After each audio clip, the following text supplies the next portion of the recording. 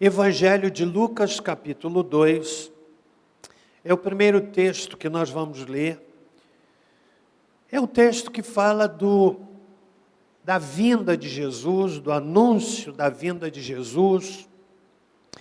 E capítulo 2 de Lucas, verso 8, seguintes dizem assim: havia naquela mesma região pastores que viviam nos campos e guardavam seu rebanho durante as vigílias da noite.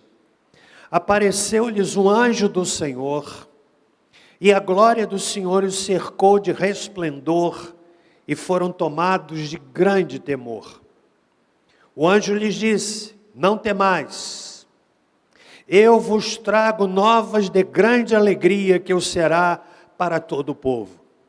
Na cidade de Davi vos nasceu hoje o Salvador, que é Cristo, o Senhor. Isto vos servirá de sinal: achareis o menino envolto em panos e deitado numa manjedoura. No mesmo instante, apareceu com anjo uma multidão dos exércitos celestiais, louvando a Deus e dizendo: glória a Deus nas maiores alturas, paz na terra entre os homens, a quem Ele quer bem. Senhor nosso Deus, estamos aqui em culto de adoração ao Teu nome, e nós Te rogamos que nos fales através da Tua bendita palavra. Fala conosco, Senhor, em nome de Jesus. Amém. A pergunta é esta: você tem paz? Eu não estou me referindo a não ter problemas. Eu não estou me referindo a não ter dificuldades na saúde. Eu não estou me referindo a você estar desempregado ou no excelente emprego. Eu não estou me referindo a você ter uma conta bancária que lhe dá segurança ou estar vivendo um momento de intensa dificuldade financeira. Não, senhores. Eu estou falando daquela realidade interior que não pode ser adquirida com bens, que não depende de estado de saúde saudável, que não depende de não ter dificuldades. Eu estou me referindo àquela realidade interior de que quem tem paz sabe que a tem, e aquele que não tem, da mesma forma. Há muitas pessoas que conduzem as suas vidas de forma consciente ou não, em busca de paz. Vivem de alegrias momentâneas e passageiras. Alegram-se com a aquisição de um carro, mas a alegria passa. O carro envelhece e logo se pensa em trocá-lo ou vendê-lo. Há pessoas que vivem na aflição de entrarem numa excelente universidade. É a alegria de ver pelas redes sociais e descobrir que conseguiu passar naquele concurso almejado. Mas isso passa. A alegria é passageira. O que eu quero nessa noite, a partir deste texto, é lhe ajudar a compreender e a crer que é possível ter paz do coração, mesmo em meio às maiores dificuldades. O texto fala do anúncio do nascimento de Jesus. Durante esse mês, a nossa comunidade realizou várias celebrações, todas objetivando falar do Natal de Jesus. Tivemos a abertura do Natal com o coro da igreja, o coro Silvia Gomes, que, aliás, para quem não sabe quem foi Silvia Gomes, foi maestrina do nosso coral, uma extraordinária incentivadora do coro, e em homenagem a ela, nós então decidimos dar o nome de Silvia Gomes de Castro Ávila, aquela maestrina que era apaixonada pelo coral. Eu digo com muita segurança que, se temos coro na nossa igreja até hoje, uma realidade que está sumindo em muitas igrejas evangélicas, isso se deve ao zelo daquela irmã, à paixão que tinha de ligar para o corista, de encorajar o corista, portanto o nome de Silvia Gomes de Castro Ávila, que abriu as programações de Natal da nossa igreja. Depois tivemos a apresentação das crianças, falando também do mistério do Natal. Domingo passado, encerramento com um musical extraordinário, coral, orquestra, coreografia, teatro, com o título O Filho de Deus, todos voltados para falar de Jesus. Porque Natal é Jesus. E o Natal traz consigo algumas mensagens. Primeira delas é a boa notícia de que o ser humano pode ser salvo. Vos trago novas de grande alegria. Que boas novas são estas? É a boa notícia de que há esperança para o homem. É a boa notícia de que o pecador pode ser perdoado por meio de Jesus. É a boa notícia de que eu posso ter a segurança de eternidade com Deus. É a boa notícia de que eu posso ter paz no meu coração. E o Natal anuncia esta verdade. Nasceu o Salvador, que é Cristo o Senhor. Mas o texto também diz, nas vozes maravilhosas do coro angelical, no verso 14, glória a Deus nas maiores alturas, paz na terra entre os homens. A Bíblia nos diz que os anjos apareceram nas campinas de Belém e anunciaram paz. Ter paz é o maior anseio do coração do homem e é o desejo do coração de Deus para cada um de nós. Com certeza, ter paz é o desejo de todas as pessoas, em todos os lugares e de todas as culturas. Você encontra pessoas na Ásia que querem ter paz. Você encontra pessoas na Europa que querem ter paz. Nos Estados Unidos, gente rica, gente pobre. Pessoas que dizem, eu daria tudo para ter paz no meu coração. Talvez você já tenha ouvido alguém falar assim. Alguém do seu relacionamento familiar. A busca por paz está presente, de forma consciente ou não, na realidade de todos nós. E talvez seja esta busca por paz que nos explique o fato de uma busca desenfreada dos jovens por drogas. De gente que vive uma vida fútil, sem sentido, porque querem ter paz. O que os anjos trouxeram aqui não significa uma paz universal, mas sim uma paz relacional. Não é uma paz que é derramada de forma aleatória e todo mundo a pega. Não, senhores, exige uma resposta humana a esta mensagem.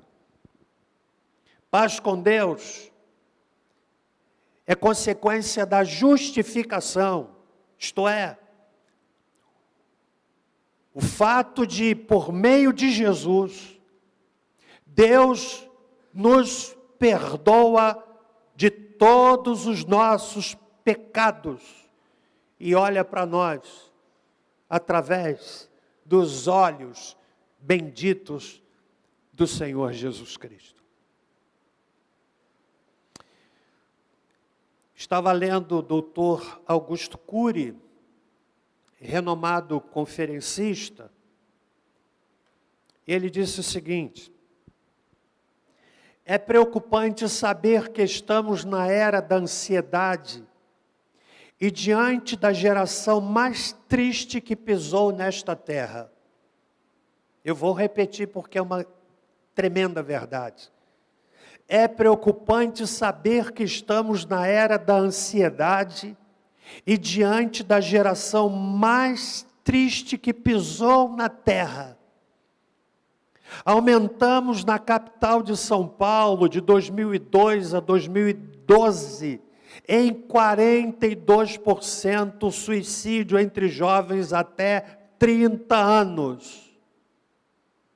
Senhoras e senhores, é a geração dos celulares mais potentes. É a geração que tem a possibilidade de se conectar com o outro lado do planeta.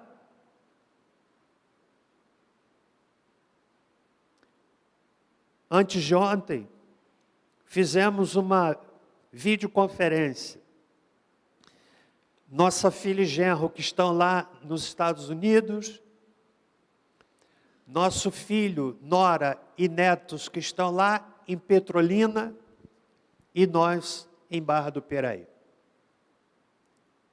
Porque os meios de comunicação permitem isto. Mas, estranhamente, diz o doutor Augusto Cury, que esta é a geração mais triste que pisou nesta terra. De gente que não tem paz. Ele prossegue dizendo: quem dera houvesse pessoas menos preocupadas com o ter e mais preocupadas em contribuir com a humanidade, em prevenir transtornos psíquicos, em formar líderes, executivos e profissionais notáveis. Mas é uma geração de pessoas infelizes, de gente triste, de gente que não tem paz. Talvez eu esteja falando para alguém que se enquadre nessa realidade. Aliás, de forma segura digo, que há pelo menos uma pessoa neste auditório, ou me ouvindo em casa pela transmissão online, quem ouvindo a pergunta que dá título a esta mensagem, você tem paz? Está fazendo um mergulho introspectivo. Talvez até naquele diálogo mental com o pregador. Acho que alguém contou a minha vida para o pastor. Como é que ele sabe que eu não tenho paz? Não sou eu que sei, é o Espírito Santo que me leva a dizer isso a você. Portanto, eu quero dizer para você que você pode encontrar paz. Amém, gente? Sua busca pode se encerrar hoje. E você pode sair daqui hoje, experimentando algo indescritível, imensurável, que é Jesus no coração, porque Ele, somente Ele dá paz. Lá no texto de João, capítulo 14, no verso 27, o Senhor Jesus Cristo diz assim: deixo-vos a paz, Ele está dizendo, eu dou a você um presente. Qual é o nome deste presente? Paz. A minha paz vos dou. Veja, quando Jesus diz a minha, ele está diferenciando de outras que não preenchem o coração humano. A minha paz vos dou. Não vou lá dou como o mundo a dá. Não se turbe o vosso coração, nem se atemorize. Quando o Senhor Jesus disse isto que está em João 14, 27, ele estava prestes a enfrentar o momento mais difícil da sua vida. Ele estava prestes a enfrentar o drama da cruz. A cruz para Jesus não seria uma surpresa. Na verdade, ele a aguardava, porque ele sabia do propósito da sua vinda ao mundo. Ele veio ao mundo para salvar o pecador. E sabia que fazia parte da sua trajetória enfrentar o Calvário, a solidão do Gólgota e o martírio da cruz. E aproximava-se o momento em que ele seria crucificado. Jesus tinha consciência da sua missão.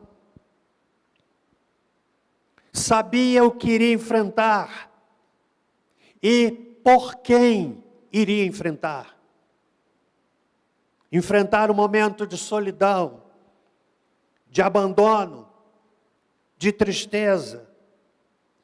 O evangelista Lucas, quando descreve o episódio em que Jesus está no Getsêmani, seria preso, e Lucas era médico, ele acrescenta um detalhe ao sentimento de Jesus, que nos ajuda a entender o drama daquela hora. Ele disse que Jesus suou sangue. A ciência dá o nome a essa realidade. É a experiência de quem está vivendo uma profunda tensão emocional, psicológica, espiritual. E o indivíduo chega a suar sangue pela intensa pressão que está sobre esta pessoa. Jesus estava próximo da cruz e disse: deixo-vos a paz. Mesmo assim, ele nos legou um presente: deixo-vos a paz. Antes de avançarmos, quero que você entenda, repito, você não veio aqui por acaso nesta noite. Você que me ouve pela internet, não é por acaso que está ouvindo. Deus me manda dizer, através da palavra, que você pode ter paz no seu coração. Você pode experimentar a alegria de saber-se perdoado. Aquela alegria que um homem encharcado de demônios, que morava no cemitério, que ninguém podia conter, segregado da família, vivendo como um animal, na penumbra das sepulturas. E quando se encontra com Jesus, e Jesus de forma poderosa, ordena que os demônios batessem em retirada, e eles obedeceram, e aquele homem outrora, encharcado de demônios, vivendo como um animal, morando entre os mortos, foi liberto E Jesus disse para ele: volta para a tua casa e conta o que Deus fez por você. Ele foi com alegria contando para todo mundo. É o que Jesus oferece para você nessa noite. Mas que paz é esta que Ele oferece? Estão comigo até aqui? É a paz que vem por meio do arrependimento dos pecados. Sei que falar sobre pecado não é muito agradável, não é mensagem palatável. Jeremias diz assim: de que se queixa o homem vivente? Queixe-se cada um dos seus pecados. Pecado separa o homem de Deus. E para termos paz, precisamos de arrependimento. Arrependimento é fruto da consciência de pecado e do que ele representa para Deus. Quero que você saiba que Deus odeia o pecado, mas ama o pecador. Arrependimento é mudança de rumo, é mudança de vida. Arrependimento não é melhorar, é mudar. Quando a pessoa se converte de fato, ela não melhora, ela é transformada. E porque é transformada, obviamente, ela melhora. Jesus pregava dizendo o seguinte, Mateus 4,17. Desde então começou Jesus a pregar e a dizer: arrependei-vos, porque está próximo o reino de Deus, o reino dos céus. Você quer ter paz? Precisa se arrepender dos seus pecados. Você precisa entender que Deus perdoa os seus pecados. Pedro, quando pregava, lá em Atos 3,19, era a mesma mensagem. Arrependei-vos, pois, e convertei-vos para que sejam apagados os vossos pecados e venham assim os tempos do refrigério pela presença do Senhor. Pecado nos afeta de várias maneiras. Talvez você saia daqui hoje aborrecido com o pregador. Não ficarei aborrecido com você. Pecado afeta o nosso espírito. Embora uma pessoa possa ser brilhante em algumas áreas, pode também estar confusa sobre verdades espirituais. E para que uma pessoa se converta a Cristo, é fundamental que o véu da confusão seja levantado pelo poder sobrenatural do Espírito Santo de Deus. Senhores e senhoras, a mensagem do Evangelho é tão simples. Não existe pressuposto para entendê-la. Uma criança pode entender, um idoso pode entender, o intelectual pode entender. O próprio doutor Augusto Cury, que dá o seu depoimento, um homem de uma mente brilhante, que por muito tempo foi ateu, e ele dá o seu depoimento em muitos momentos, como ele foi quebrantado do seu ateísmo pelo poder do Espírito Santo. Um analfabeto pode entendê-la. Gente de todas as partes do planeta, esse pessoal pode entender, porque não há pressuposto para compreender a mensagem do Evangelho.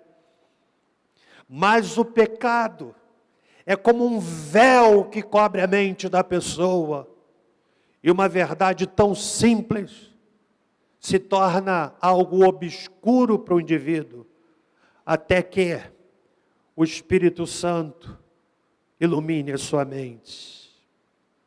Quero dizer que o Evangelho não é anti-intelectual. Ele exige o uso da inteligência, mas esta inteligência se acha afetada pelo pecado e está a serviço de uma vontade rebelde. Pecado afeta, portanto, o espírito, afeta a nossa vontade. Sabia disso? Jesus disse em João capítulo 8, versículo de número 34. Quem comete pecado é escravo do pecado. Você deve conhecer pessoas escravas do pecado.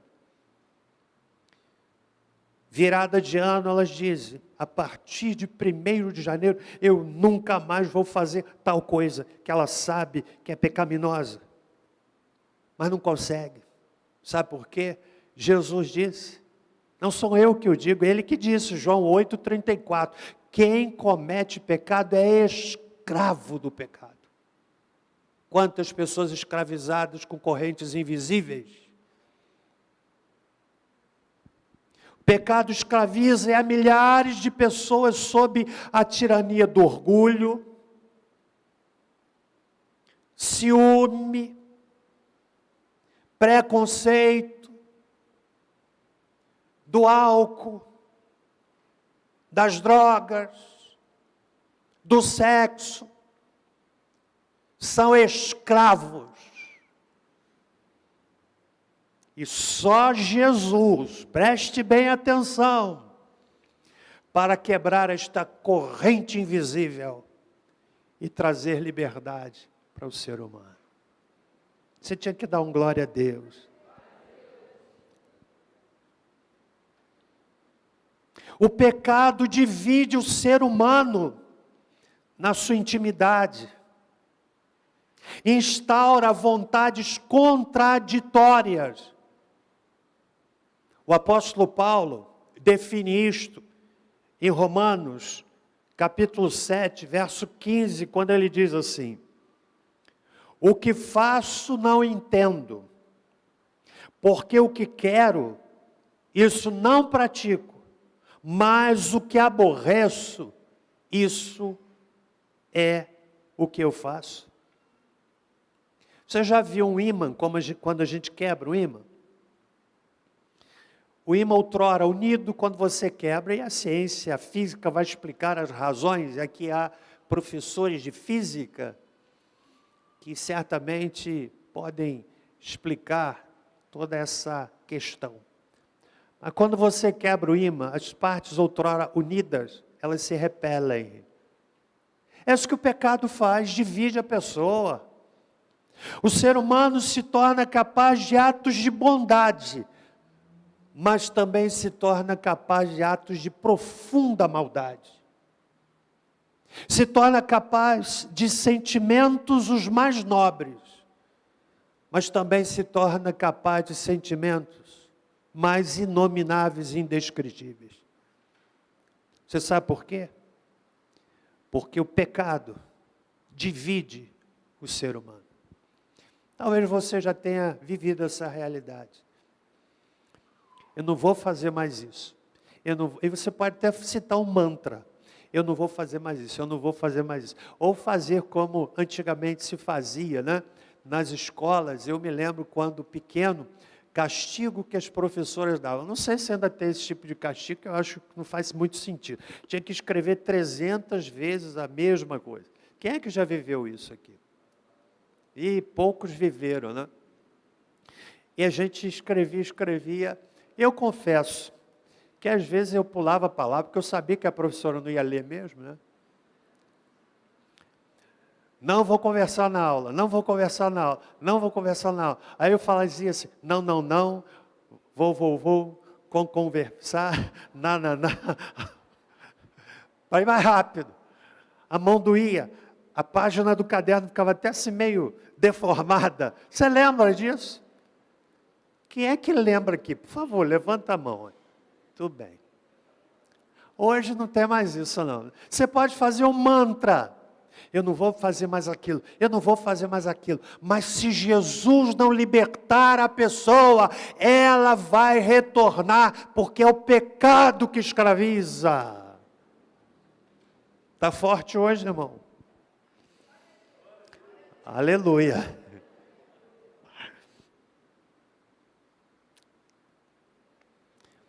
Pecado afeta também, além da vontade, a consciência.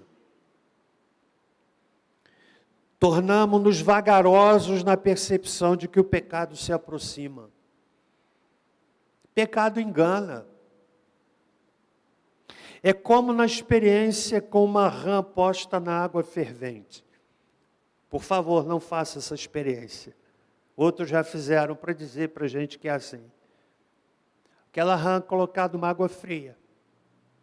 E ela, água aquecida. Talvez por algum mecanismo da própria pele da rã, vai fazendo com que ela não perceba que a água vai esquentar e vai matá-la. Porque o pecado engana. Não repita essa experiência em casa. Na convivência com o erro, olha que coisa forte. Na convivência com o erro, a consciência afetada pelo pecado deixa de nos acusar. Acostumamo-nos, adormecemos na morte. O coração se endurece, perdemos a sensibilidade. É por isto que Paulo, sabiamente, na primeira carta aos Coríntios, capítulo de número 15, no versículo 33, deixa um alerta extraordinário para todos nós aqui. Ele diz assim: não vos enganeis, as más companhias corrompem os bons costumes. Ou você influencia, ou você é influenciado. Na verdade, você escolhe quem vai influenciar você e o que vai influenciar você. Simples assim.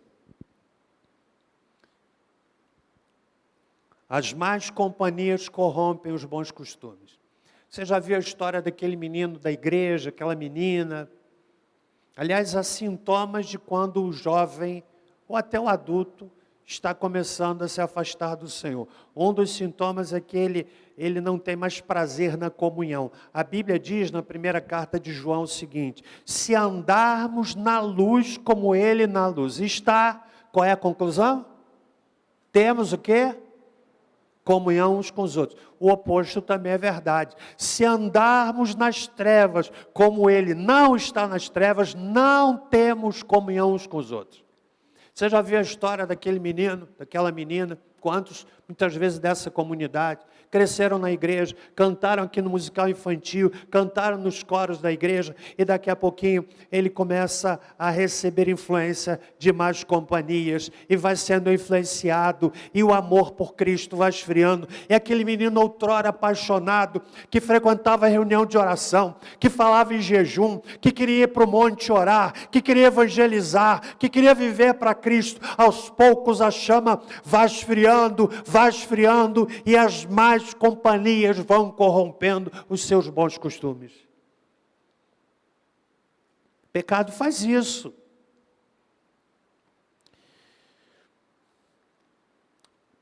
A paz vem, senhoras e senhores.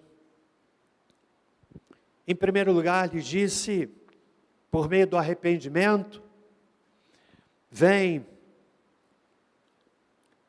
por meio da consciência que a gente precisa ter de que somos pecadores, mas a paz vem por meio do perdão dos nossos pecados. Sem perdão de Deus para os nossos pecados, a ira de Deus permanece sobre nós. A palavra de Deus diz assim nos lábios do Senhor Jesus: João 3,36. Aquele que crê no Filho tem a vida eterna. Mas aquele que não crê no Filho não verá a vida. Olha o que diz a palavra. É forte o que Jesus está dizendo. Mas sobre ele permanece o quê? Está claro para você? Vou repetir. É o Mestre amado dizendo para nós. São palavras de Jesus. Por isso, quem crê no Filho tem a vida eterna. Não é uma possibilidade, uma certeza. O crente não precisa ter dúvida da eternidade, da salvação, se de fato ele entregou o seu coração a Jesus, porque ele diz, tem a vida eterna. Quem se mantém rebelde contra o Filho, não verá vida, mas sobre ele permanece a ira de Deus. Eu espero que o Espírito Santo esteja me usando nessa noite com muita clareza, para que nenhuma pessoa saia deste auditório sem o esclarecimento da verdade do Evangelho e de como encontrar paz para o seu coração. Eu quero dizer para você que Deus perdoa os nossos pecados. Isaías 43, verso 25. O Senhor Jesus diz assim. Aliás, o profeta Isaías diz o seguinte. Deus falando através dele, obviamente. Eu mesmo sou o que apago as tuas transgressões por amor de mim. Dos pecados que você cometeu, Deus diz assim, não me lembro. Você sabe por que a pessoa, quando se converte de verdade, ela não se esquece necessariamente das coisas erradas que ela fez, mas ela não sente mais culpa, porque a culpa é decorrente da falta do perdão. Quando há o perdão, ela até se lembra com tristeza, mas não arrasta mais a culpa, esse fantasma, essa sombra que perturba muitas pessoas, porque foi alcançada pelo perdão. E é Deus quem nos diz, eu mesmo, essa repetição é para emprestar ênfase. Sou o que apago as tuas transgressões, as suas transgressões, por amor de mim, não é porque você e eu merecemos coisa nenhuma. Dos pecados que você cometeu, não me lembro. Por isso, irmão, você não precisa pedir todo dia perdão pelo mesmo pecado. Porque se você se arrependeu do seu pecado e pede perdão a Deus, você não precisa repetir no dia seguinte, porque se você repetir no dia seguinte, é como se Deus dissesse assim, mas de que é que você está falando mesmo? Que história é essa? Eu não me lembro. Isso traz paz ao coração. Estão comigo até aqui? Para finalizar, nesta última mensagem dominical do ano, falando sobre a pergunta, você tem paz? Eu quero lhe oferecer o que a palavra de Deus diz. Como encontrar paz no coração? Romanos, capítulo 5 e verso 1. A palavra de Deus diz assim: sendo, pois, justificados pela fé, temos paz com Deus por nosso Senhor Jesus Cristo. Simples.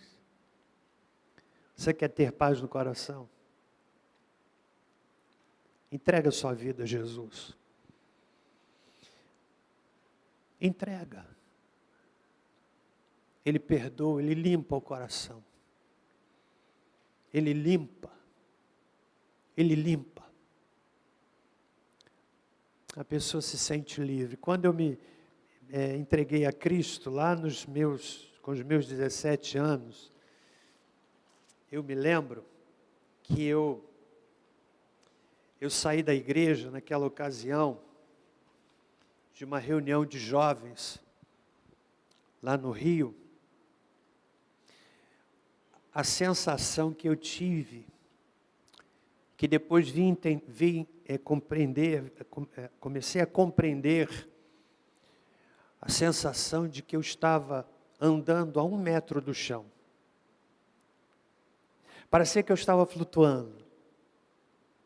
Claro que os meus pés estavam no chão. Mas é como se eu estivesse flutuando a 1 metro do chão. E o meu retorno para casa foi um misto de sorriso e de lágrimas. Porque foi a paz de Deus que veio habitar o meu coração. Quer habitar o seu também. Você entendeu a mensagem? Quantos entenderam? Se não entendeu, eu prego tudo outra vez. Você entendeu? Você quer ter paz no coração? Há pessoas que se afastam da presença de Deus, iludidas pelo pecado, seduzidas pelo pecado, e vão se perdendo. Mas a semente está lá. E às vezes ela até quer voltar, mas não sabe nem como fazer. Perdeu o rumo. O culto é uma oportunidade ímpar de, exortados pela palavra de Deus, voltarmos para o caminho do Senhor. Eu vou fazer aqui alguns convites, no desejo sincero de que o Espírito Santo fale a cada pessoa nessa noite, aqui e em casa. Primeiro convite, você que entrou aqui, trazido pelo Espírito de Deus, dia 25 de dezembro, dia de Natal,